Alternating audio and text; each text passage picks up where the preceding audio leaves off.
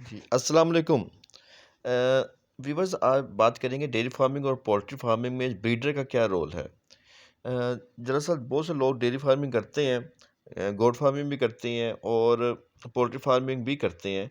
लेकिन एक अच्छा ब्रीडर ना होने की वजह से वो अगले आगे नस्ल नहीं बना सकते, अच्छी नस्ल नहीं बना सकते। तो चाहे डेयरी फार्मिंग है या पोल्ट्री फार्मिंग है, इसमें एक आपको बहुत अच्छी नस्ल का ब्रीडर चाहिए। और ब्रीडर वो जैसे एक अच्छी गाय है जिसका दूध भी अच्छी क्वालिटी का है, उसमें अच्छे प्रोटीन्स हैं, और दूध जौन-सा है उसमें अच्छे फैट्स हैं, अच्छी चिकनाई है। उसका अगर बच्चा आप पालें और उसको ब्रीडर बनाएँ, तो वो आगे एक अच्छी नस्ल लेके चलेगा। अब जैसे मैं आपको दिखाता हूँ, ये एक गाय अच्छी है ब्लैक वाली, ठीक है? इसका बच्चा हम लोगों ने तैयार किया और उसको ब्रीडर बनाया, वो आगे हमारी डेयरी फार्मिंग में नस्ल को लेके चल रहा है। ये ब्रीडर है। इस पे मैंने काफ़ी मेहनत की, इसको तकरीबन 1 साल तक इसकी माँ का दूध ही पिलाया, जिसकी वज़ह से इसकी अच्छी ग्रोथ हुई।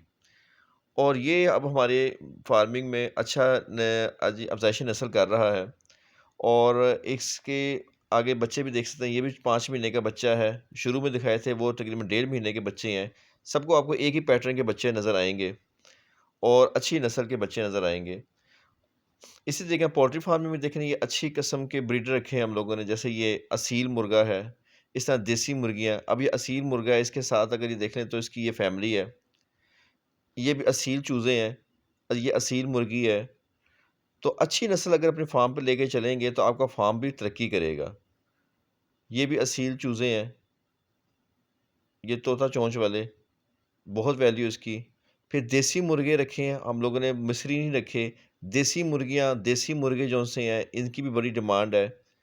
और ये भी अच्छी क्वालिटी के है। तो ये डिपेंड करता है अगर आप अच्छा ब्रीडर रखते हैं। अभी गोल्डन हेवी बफ है। अगर अच्छी क्वालिटी का ब्रीडर आपके फार्म पर होगा, चाहे मुर्गे-मुर्गियों में हो, चाहे बकरे-बकरियों में हो या डेयरी में, गाय में, तो फिर आपका फार्म तरक्की करेगा और नस्ल आगे अच्छी चलेगी। और ये जो ब्रीड है, ये आपको आम फार्मिंग पे नज़र नहीं आएगी।